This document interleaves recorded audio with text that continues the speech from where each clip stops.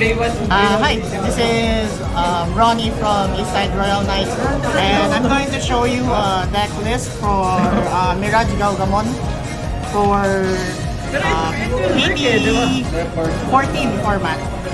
So as of right now, I use this deck since this is very low TK deck, and you can also control your opponent's board.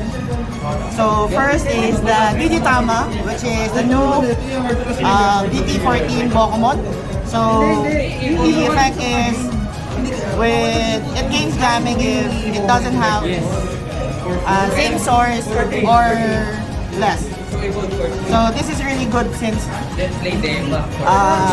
Mirage is usually small, just 12k for the Mega. As of right now, the meta right now is big, especially if you run into Shine Greymons or Royal Knights. So that's for the Digitama. For level 3s, I'm running EX-04 Gaogamon, 4 copies. So on play it's draw 1. Then the inherit is when your opponent adds a card effect, your turn, you gain 1 memory. So this helps you gain or control your memories. So sometimes when you evolve to a level 5, it usually helps you out not to pass the turn. Next is the Gaogamon BT-11, which is the searcher for the Mirage Gaogamon line. So this is on play, reveal top 3, get a Gaogamon, then a blue Tamer, then crush the rest. Then the inherit is when you have a blue Tamer, you may bounce a level 3. So this is good when your opponent is level 3 or for example Cross, Commandramon. So this helps you out to clear out the board. Next is 2 copies of Gaogamon BT-14. Effect is start of main phase, discard 1, then it gains unblockable. So this is really good for metas like right now, since some of the meta decks right now has big blockers like Royal Knights, Commandramons, Lugamons. And the inherit is opponent's turn. When this Digimon gets deleted, you may play the Gaogamon from the source. And I play 2 of the Floodgates, which is Shakamon for your opponents using training cards so they can use the training cards, since the effect is reduce. Your opponent can't reduce the effect. So this helps for the training, the green when you play against Bloomlord, Rosemon. So this will help us. Greymon X. Then next is Modoki Betamon, which is another Floodgate. So your opponent can gain memory besides the Tamer's effect. So these 2 Floodgates, I'm just running 2 since you want to have actually run this 2 Gaogamon to have 4 copies. So that is for the level 3s. Next is for the level 4, which is EX-04 Gaogamon. When digivolving, you may bounce level 3, and it has the same effect on the EX-04 Gaogamon, which is when your opponent adds security or add effect to their hand, it gains 1 memory. So if you actually have this and you Evo here, it actually just costs 1. So it's a good combo. Next is for BT-13 Gaogamon. I only run 3 because sometimes you don't actually want or need to evolve, so you can play a Thomas Tamer since sometimes when your turn, it's actually better to have this on your hand beside this one. Since you may, sometimes you already actually played Thomas, or if it gets checked to security before you actually evolve to this one. And this is one good combo that I actually will tell you later for Gaogamon EX-04 and Gaogamon BT-14. So this, when evolve, this is actually display Thomas, Tamer if you don't have a Thomas in the battle area, and the inherit is plus 1k if your opponent has 8 cards. So then I'm running 2 Gaogamon BT-14. So the when Digivolving is trash 2 cards on your opponent's Digivolution sources. Then when attacking, once per turn, one of your opponent's Digimon if it has the same source or less, it won't attack. Same with the ESF. So this will actually help you out to set up your Zudu Ace and also always have jamming up.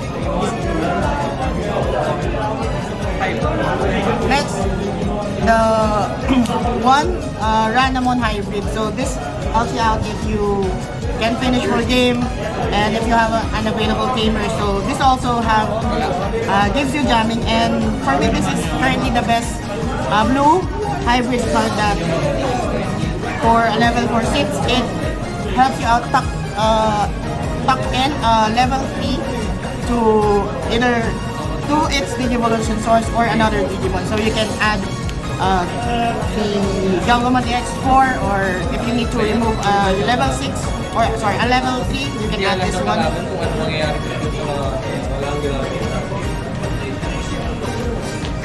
That is for the level 4. Next is for level 5. I'm only running, as of right now, 3 copies of EX-04 level 5 of Match Gaogamon. When Digivolving, it's bounce a level 4. Then its inherit is when your opponent has 8 hand cards, when it's unsuspend. So I'm actually just running 3 since as of right now, like I mentioned, that some decks right now is blocker heavy, or there are ways for you to change target. So that's why I'm running 1 Mac Gaogamon BT-13. So its effects is when attacking, if your opponent has 8 cards, it cannot change target. So this helps out you if you don't have the Gaogamon on your source, and they are like have a lot of blockers, especially on Commandermon and Royal Knights. And its inherit is when you add by a card effect, or when your opponent add by a card effect, it's unsuspended. And 1 copy of Match Gaogamon BT-11, which is when Digivolving, it gains blocker, and for every 4 cards of your opponent, it gains 2k. So it also have the same inherit of BT-13, which is also when you add by a card effect, it's unsuspended. So this will help you out if you need to have a blocker on the board. So next for the level 5 is I'm just running 2 copies of Zunumon Ace. When Digivolving, it's remove 2 sources on your opponent and bounce 1 Digimon without the source. So I'm just only running 3 since currently on our meta right now there is a lot of removals. So with the overflow inherit, sometimes it's risky to give out 3 memories, especially if you want to control the board. So that's why I'm just running 2. Next is the BT-11 Mirage Gaogamon. It's when digivolving, it's bounce a level 5.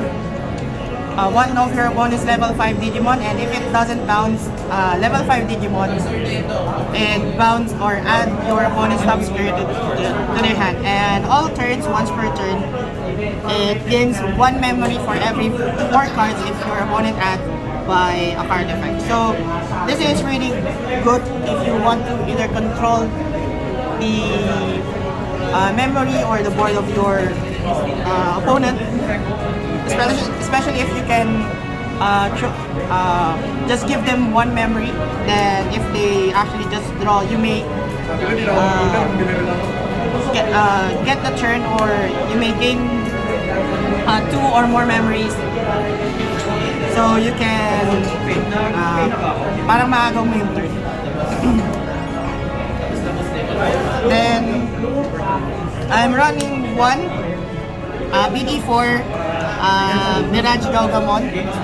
Effect is when digivolving, it gains 1 memory for every 4 cards of your opponent's hand. Then it's your turn, unblockable. So like I mentioned, since as of right now the meta is blocker heavy, so it's good to have unblockable Digimon so you can swing freely through the security.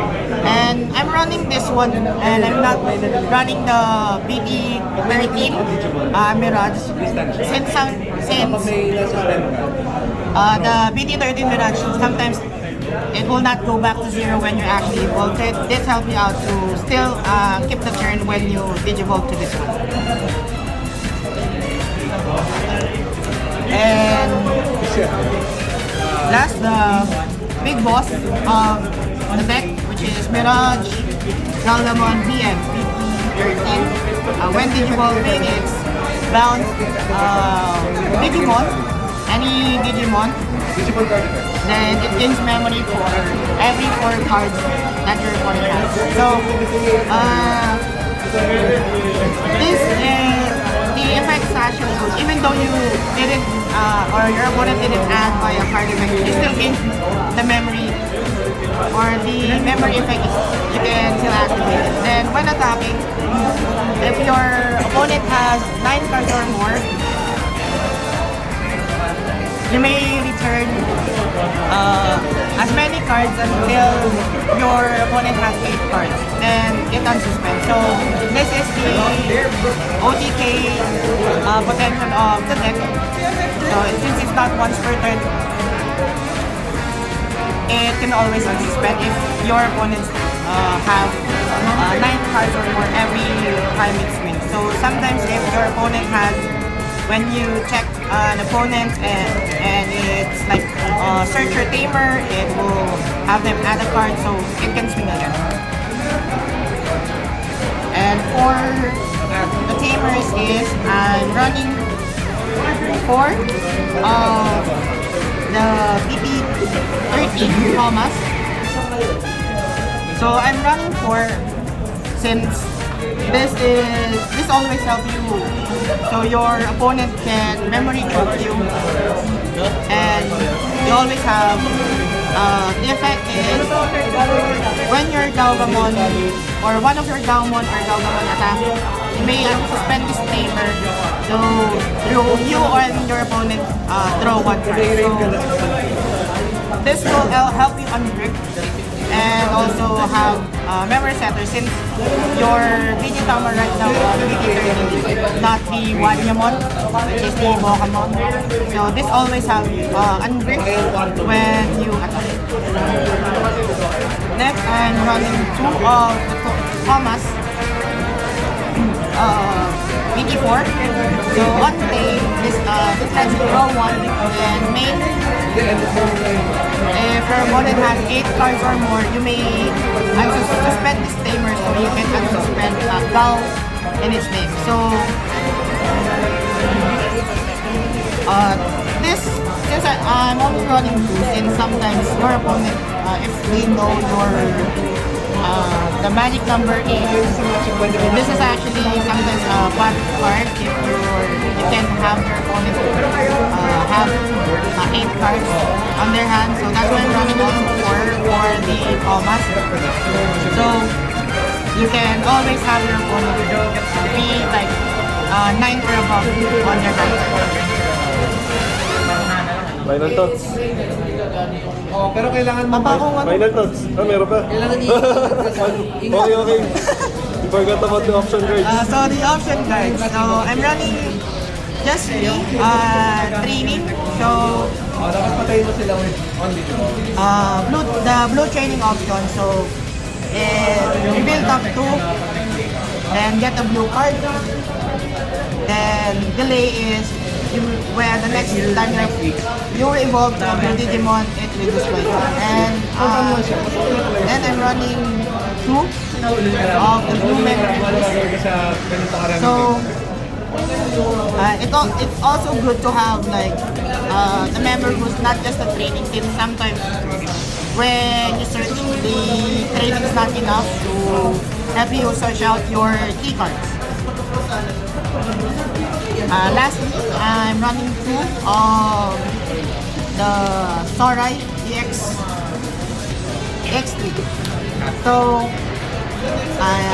its main effect is rush the top 4 cards of one of your opponent's Digimon. Then until the end of the opponent's turn, your opponent's Digimon without sources cannot attack. So this... Or block. No, just attack. Attack lang. Just attack. Attack only. Just Are you attack. sure? Yes. Okay, good. So I'm actually running this card to help you out with the Shine and Royal Knights matchup. So the Mirage deck is actually a good card and actually also help you counter some of the decks who actually has like undulation effects, since you just remove them by bouncing them or adding them to hand. So it always has your advantage if your opponent has a lot of cards and you can easily control your opponent's deck. And that's it for the Mirage BT-14 format. Thank you.